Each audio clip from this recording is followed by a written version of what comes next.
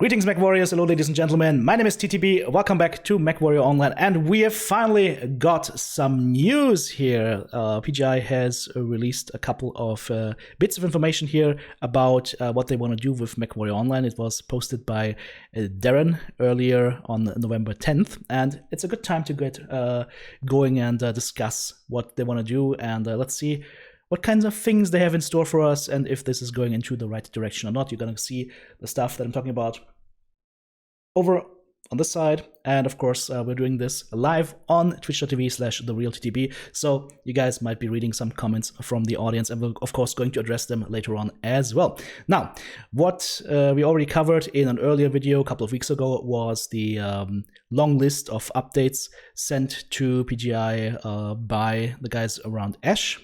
And there were a lot of really good ideas in there, and let's see what they picked up here. So this is the Monday Mechwarrior update with Darren. This is a nice image. Only they spent this much care on other stuff. Oh no, that was a joke. That was a joke. So let's see what they said. So they've sat down together with Russ and Matt and talked about the list and have definite areas of consensus, which sounds nice. So let's scroll down and see what they have in store for us there. They're also working on a form of roundtable meeting between players and developers, which is also a nice thing. We'll see when that happens or if that happens. So here is what they want to do. I'm just going to scroll this to the top. No particular order, so we'll just take them as they come.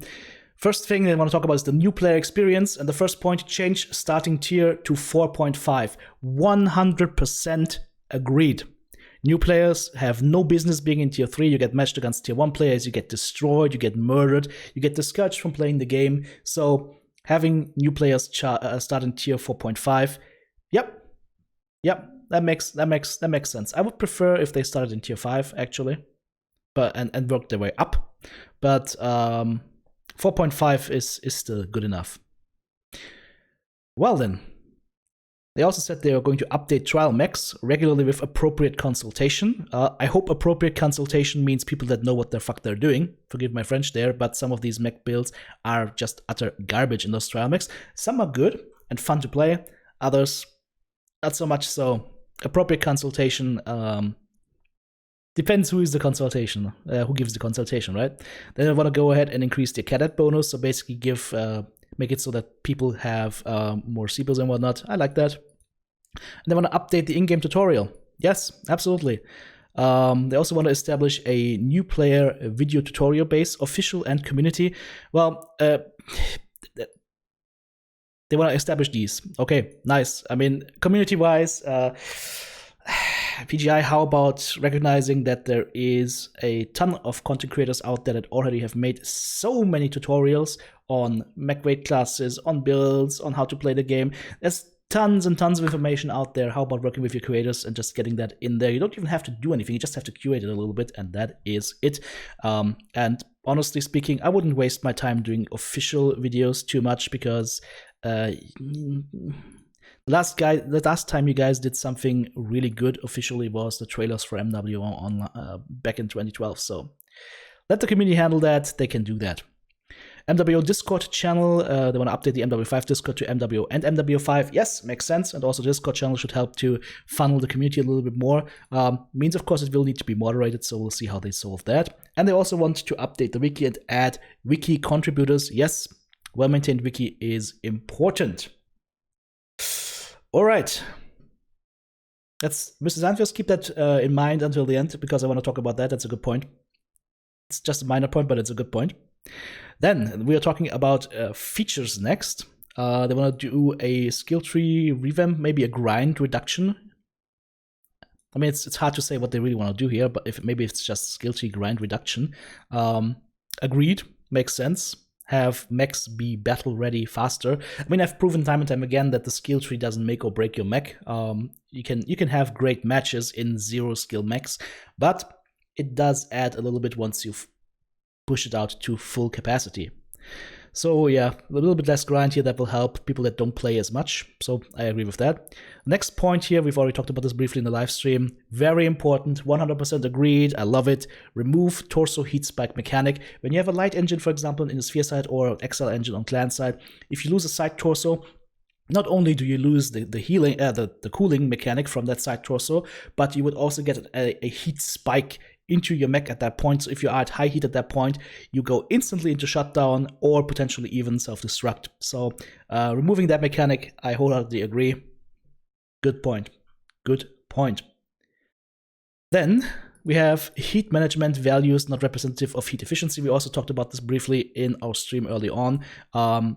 The heat number that you get on your mech paper doll is not representing how much like you can put out from your mech. So I would just recommend they just either remove it or come up with a different number, like whatever, some overtime mechanic. We'll see. They also want to simplify the command wheel. Okay, sure. I mean, why not? I find it pretty simple already, but okay. Don't really have an opinion on that. That next one, however, I have a strong opinion. Remove time of day change in matches because of the FPS hit. Yes, finally.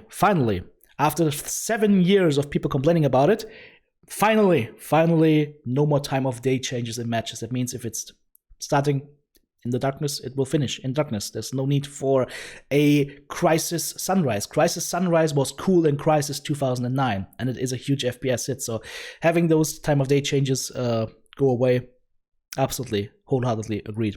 And then a UI performance pass and scaling. I mean, I currently play on 1080p.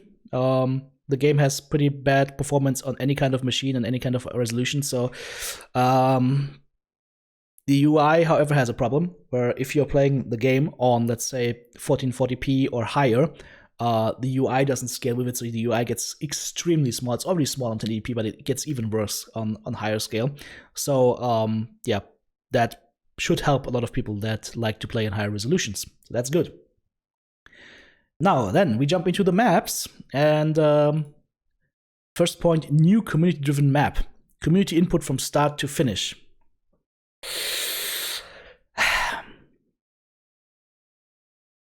What does community input mean? Because if community input is input from the Brown Sea, you're going to get a wholly different map than if you have community input from only the comp players, for example. I'm not saying that either one would give us a perfect map. I'm just saying community input is a double-edged sword. You also have to have somebody or some committee to filter that community input. They want to update unbalanced maps, whatever that means. We'll see what that entails. I mean, some maps have better performances for teams based on whether they spawn on one side or the other. So maybe they want to address that. Or maybe they will finally go ahead and give Polar Highlands a couple of hills or something to work on. And then the last point would be spawn point fixes. We've all seen it so many times that there's some spawn points, especially Alpha Land spawn point on not Rubelite Oasis, over on what's the desert map. Can anybody help me out here real quick? What's the desert map? Tomolin Desert? Yes, Tomolin. So on Tomolin, for example, Alpha Land spawn for one team is right in the line of fire for the enemy Alpha Lands, and enemy Alpha Lands has their teammates around. Your Alpha Lands has to actually walk to your teammates towards the center of the map in the ramp. So you get shot. And if you're an assault mech, you have a good chance of dying there. So spawn point fixes, wholeheartedly agree. It's sorely needed. Good final change. Alrighty. Then, in terms of mechs, well, what do we have here? New community-driven mech. Community input to a new mech chassis choice. Well, that's a good thing. I mean, people can say what kind of mech they want to see next, and then they make it, and then they can sell it, because it will also help them monetize the game better. So, yeah, nice. New mech variants, also wholeheartedly agree. If those mech variants are useful. We don't need new mech variants that PGI charges money for that are utter dog shit. And that's something they've done in the past, where they release mechs that are just dead on arrival. So these new variants, they need to have sensible and fun quirks. That's the thing we've discussed in the past, and I think That's also something that will be addressed later on. But yeah, they need to be useful. If the mechs aren't good, there's no point in having them, right? They want to rescale some of the mechs for fun and roll versus volumetric scaling. Well, okay, we'll see what that entails. If it makes the light mechs even smaller, so you can even hit them worse with assault mechs, we're gonna have a problem. But yeah, we'll see where that goes. They also, this is a nice point. You guys remember each engine desync that hit in, I think 2016 or early 2017, that literally killed the Kodiak as a clan assault mech because of the engine desync? They want to fix that or address that, which is going to be really, really nice, and we're going to see more big-ass bears in the future. So wholeheartedly agree, nice thing. They want to update the Boltons so that they stay attached. Yes, please, because there's no point in you as a customer shelling out literally $20 or more to PGI to have some bolt-ons on your mech that just fall off when somebody farts on it. So wholeheartedly agreed there. Quirks and set of 8s for underperformers. This is, I think, where they're wrong. I mean, yes, Quirks and set of 8s for underperformers. Yes, but also quirk the heck out of mechs that work already. Like, make them unique, make them feel fun. And just allow your people that are playing the game to have fun with mechs that are quirky, that have their idiosyncrasies, that have their like uniqueness, even if it doesn't really make sense in the first place or whatnot. Just try out, just give mechs quirks and see what happens. If it's too OP, dial it back. If it's not enough, add some on top of it. Armor balance for arm weapon only mechs like the Jenner, Jägermech, and the Rifleman. Yes, wholeheartedly agree, because these mechs just can get too easily disarmed, pun intended. Weapon balance pass, well, we don't know what that entails, we'll see. But maybe we will finally get some things like AC-20 Ghost Heat going away, because you should be able to shoot 2 AC-20s without incurring Ghost Heat, in my opinion. Because you can shoot 2 heavy gauss without Ghost Heat, right?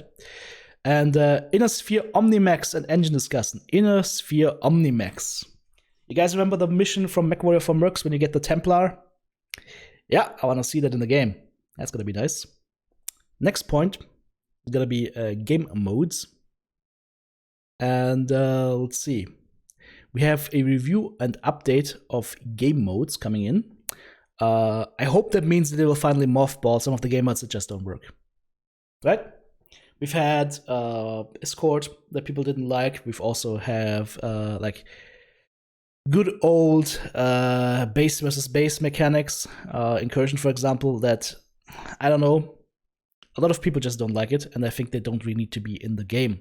They want to come up with a solution for faction play and a solution for Solaris. Well, we'll see. They've tried that a lot of times in the past. Solaris itself is not a selling point for the game, in my opinion, so we'll see what happens there.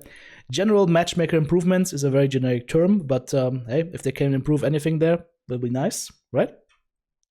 And the question of 8v8 versus 12v12. I think that's a point that needs to be discussed. Maybe they should just try it out for a couple of weeks and then see how it goes. I mean, they can always revert it back to the old status, right? They want to examine match scoring with AMS. Yes, but also they should examine match scoring in terms of damage taken versus total health of your mech. Like, the more damage you take for your team, that should reflect in your match scoring. And also, I think they should remove the penalty for team damage, because it gets ridiculous.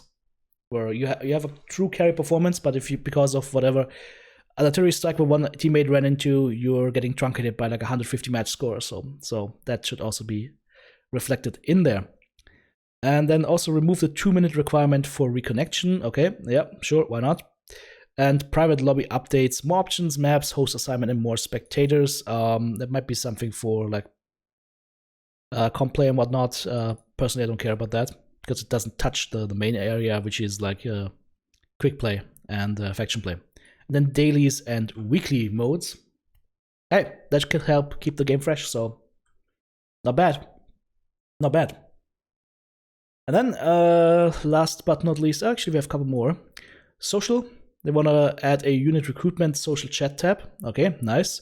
Remove the CBIL recruitment cost for units. Yes, that makes a lot of sense, because it made no sense whatsoever to have to spend in-game money to add people to your guild, clan, or unit or whatever. That made no sense. It was just a pointless thing in the game to be a CBIL sync. So basically what that means is they wanted to force people to have less CBILs through different modes. Back in the game there was repair, and now the recruitment costs and whatnot. Yeah, it doesn't solve any problem. It doesn't serve anything except trying to sell your stuff for real life money more. So I'm glad this is gone. Refer a friend program, really nice. Could also be very good for streamers and YouTubers, because they could refer a lot of friends. Could be nice.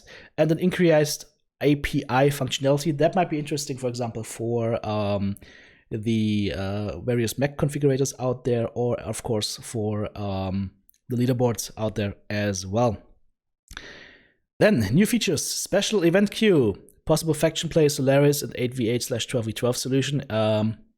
Okay, we'll see what that entails. I have no special comment on that. And then monetization coming up. What do we have here? We have new player packs. Wholeheartedly agree. Like a basic package that you can buy when you try the game, you say you like it, and you just buy a basic package that gives you access to a couple of good solid mechs and some colors and maybe a couple of Boltons or whatever. So yep, that. New player packs, starter packs, sorted by brawling, long range, heavy, whatever. Yeah, okay. Themed packs, pop culture, NASCAR. I don't want to see a NASCAR pack. I do not want to see a NASCAR pack. NASCAR is already toxic enough in the game. I don't want to see mechs painted like NASCAR race cars running around in circles. No, wrong message. Wrong message, guys. New items, metallic paints, hell yeah. Custom UI colors, hell yeah. Maybe they got a little bit jealous after they saw what Nvidia did with their UI in MWO5. Voice packs, hell yeah. Can you imagine having like a TTB voice pack? That would be fun, right? A mech just explodes and you just go, Ripperoni Jabroni! Poof goes the weasel! Some packs, laser color customization. Laser color customization, if it's client-side only for yourself, yes. If you can just pick the color, then no. But I'm guessing this means client-side. And also mech lab customization, whatever that entails. And improve cockpit item bonuses, added value. So I don't know what that is going to mean. Like maybe you have like a certain warhorn and it gives you like extra XP or whatnot. So we'll see what that entails. All right, guys. That, I think, covers everything. A couple of really good things in here. Of course, as I've said before, I'll wait and see until actual things happen. Because, again, we're still in the talking about things phase. I want to see things happen in the game, and I want to see them happen fast. So my recommendation to PGI right now would be take low-hanging fruits, like, for example, Quirks, and just start experimenting with them. Just take a couple of mechs, throw a couple of ideas in there, add a couple of fun Quirks, and just push it out and see how people like it. You can always revert back, guys. You can always revert back. It doesn't have to be perfect, because it will not be perfect, especially the first time you do it. So just take a couple of mechs, maybe some underperformers, add a couple of insane Quirks, and see how it goes. All right, now we can open it up to comments from the viewers. So guys, if you have any comments that you want to get off your chest, let's talk about them. Their sets as hopes and dreams confirmed. Solo kills should boost more. Maybe. Involve streamers to make some packs, yes.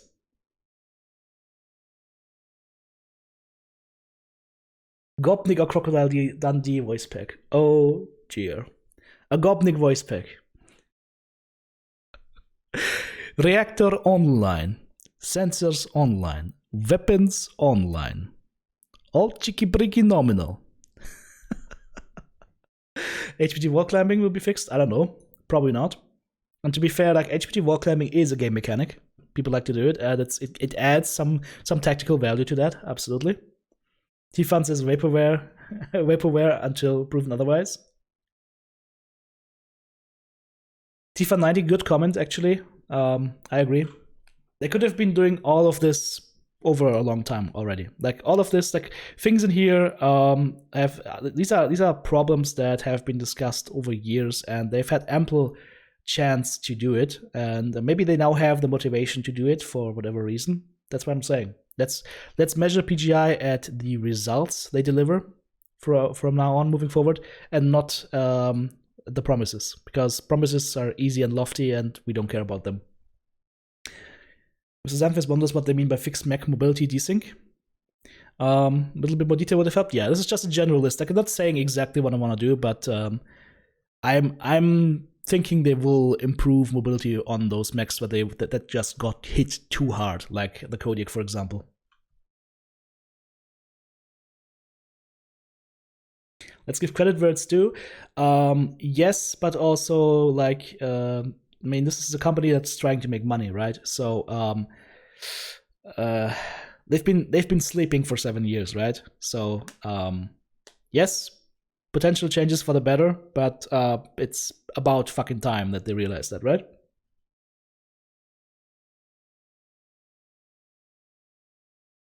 What has to do with the hit reg issue?